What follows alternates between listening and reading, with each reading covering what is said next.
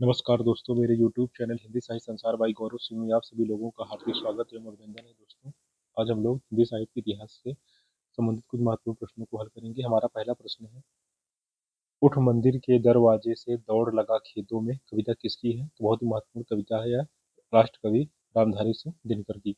हमारा दूसरा प्रश्न है, कृष्ण काव्य का सूत्रपात जयदेव से ही मानना चाहिए, विद्यापति से नहीं। तो यह किस समीक्षक का कथन है? तो डॉक्टर रामकुमार वर्मा का यह कथन है कि कृष्ण काव्य का सूत्रपात जयदेव से ही मानना चाहिए, विद्यापति से नहीं। डॉक्टर रामकुमार वर्मा का कथन है, बहुत ही महत्वपूर्ण है, परीक्षा में पूछा जा सकता है। हमारा तीसरा प्रश्न है, एको रसाह करोड़ा निबंध किसका है? बहुत ही प्रसिद्ध निबंध है, गुलाब राय जी का है, बाबू गुलाब राय का निबंध है। चौथा प्रश्न है, शिरीष के फूल किसका निबंध है? तो शिरीष के फूल आचार्य हजारी प्रसाद द्विवेदी का निबंध है। पांचवा प्रश्न है, हिंदी नाटकों के मंचन में यक्षगान का प्रयोग किस निर्देशक ने किया है? तो हिंदी नाटकों के मंचन में यक्षगान का प्रयोग सत्यदेव दुबे ने किया है। कौन?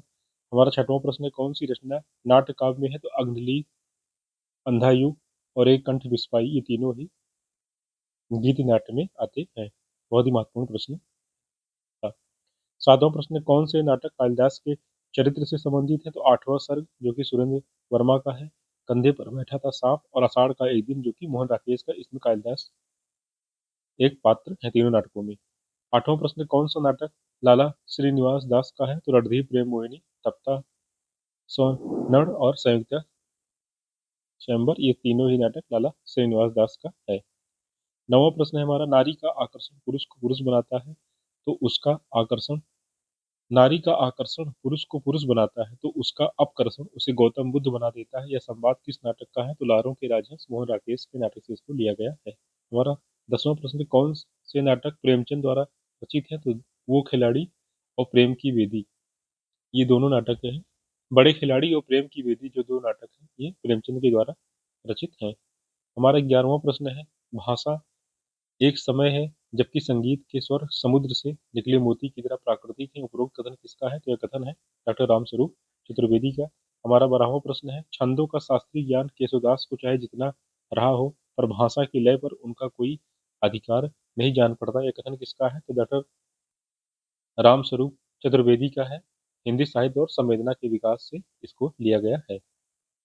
और हमारा दूसरी प्रश्नोत्तरी शुरू होती है। पहला प्रश्न है, जयशंकर प्रसाद कृत उर्वशी किस विधा की रचना है? तो चंपू काव्य है, बहुत ही महत्वपूर्ण यह प्रश्न है।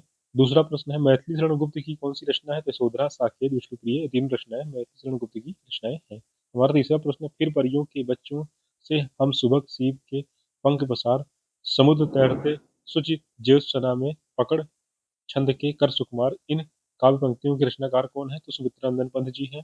हमारा चौथा प्रश्न है, सुमित्रा नंदन पंत की किन रचनाओं पर अरविंद दर्शन का प्रभाव पड़ा है? तो सौवर्ण और रजत शिखर पर अरविंद दर्शन का प्रभाव है। ये सब प्रश्न बहुत ही महत्वपूर्ण है परीक्षा के दृष्टिकोण से। हमारा पांचवा प्रश्न है, कविता और रचनाकार। नदी की बाग पर छाया किसकी कविता है? तो अज्ञे की है। आज नदी बिल्कुल उदास थी, केदारनाथ अग्रवाल की कविता है। ठंडा लोहा धनवीर भारती की कविता है। कुआनो नदी सर्वेश्वर दयाल सक्सेना का है। हमारा छठवां प्रश्न है, हिंदी में ऋतु संहार के रचयिता कौन है? तो श्रीधर पाठक है। ये बहुत ही बड़े कवि थे हिंदी साहित्य में। हमारा सातवां प्रश्न है, सुविलित करने के लिए कुछ ऐसे प्रश्न बनते हैं, जूही की गली का प्रकाशन कब हुआ? तो 1916। या सूर्यकांत त्रिपाठी निराला की बहुत ही प्रसिद्ध रचना है। भारत भारती 1912 मैथिली शरण गुप्त की रचना है। त्रिप्रवास अयोध्या सिंह उपाध्याय हरिओद 1914, और इसमें 17 सर्ग है। प्रथम रश्मि 1919, यह सुमित्रा नंदन पंत की रचना है। आठवां प्रश्न है, राम की शक्ति पूजा की स्थापना कब राम की शक्ति पूजा की रचना कब हुई? तो सन 1936 ईस्वी में। नौवां प्रश्न है, विष्णुप्रिया खंड काव्य है, मैथिली शरण गुप्त का सिद्धराज खंड काव्य है, साकेत महाकाव्य है। ये सब तीनों रचनाएं मैथिली शरण गुप्त की है। 10वां प्रश्न है, किस कवि का संबंध नवगीत विधा से है? तो कुमार रविंद्र का नवगीत विधा से संबंध है, वीरेंद्र मिश्र का और महेश्वर तिवारी का। हमारा 11वां प्रश्न है, कौन से काव्य संग्रह शमशेर बहादुर सिंह का है? तो कुछ कविताएं, कुछ और कविताएं और काल तुमसे होड़ है मेरी, ये तीनों ही कविताएं शमशेर बहादुर सिंह से संबंधित हैं।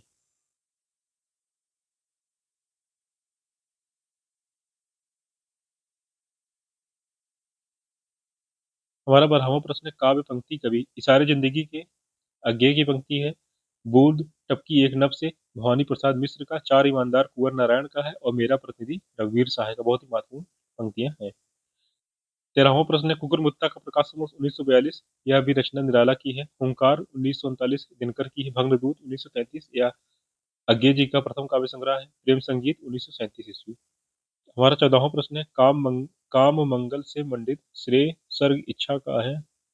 पर, परिणाम तिरस्कृत कर उसको तुम भूल बनाते हो असफल बहुधाम। उपयुक्त का पंक्तियां कामायनी की किस सर्ग की है? तो श्रद्धा सर्ग से है। हमारा 15वां प्रश्न है, संपत्ति शास्त्र की भूमिका लेख किस पत्रिका में छपा था? तो सरस्वती में। भारतीय लिखने में उर्दू की किस ग्रंथ की प्रेरणा थी? तो मुसद्दसे हाली का था। 17वां प्रश्न है, छायावाद के समर्थन में सबसे पहला लेख लिखने वाले लेखक कौन है? तो मुकुटधर पांडे है। बहुत ही महत्वपूर्ण प्रश्न है। हमारा 18वां प्रश्न है, उज्ज्वल वरदान चेतना का सौंदर्य जिसे सब कहते हैं, यह पंक्ति कामायनी के किस सर्ग से लिया गया? तो इसको लज्जा सर्ग से लिया गया है। हमारा 19वां प्रश्न है, पात्र और काव्य प्रियम्बत असाध्य बीड़ा में है, अज्ञे जी का है। कमला प्रलय की छाया जयशंकर प्रसाद का। औसीनेरी उर्वशी यह है रामधारी सिंह दिनकर का। नचिकेता आत्मजयी कुंवर नारायण की रचना से का एक पात्र है।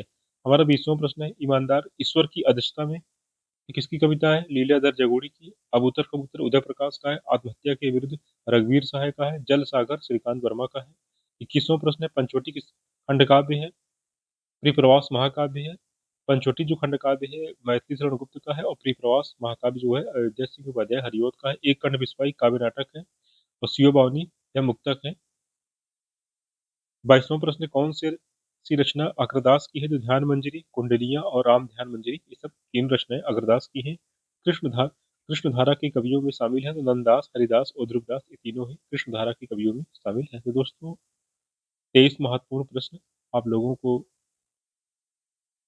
हल करा दिया हो। दोस्तों ये प्रश्न उत्तरी आपको कैसा लगा? कमेंट बॉक्स में अपना फीडबैक जरूर दीजिएगा। मैं इस क्लास को यहीं पर विराम देता हूँ। आप सभी लोगों का देखने के लिए बहुत बहुत आभार।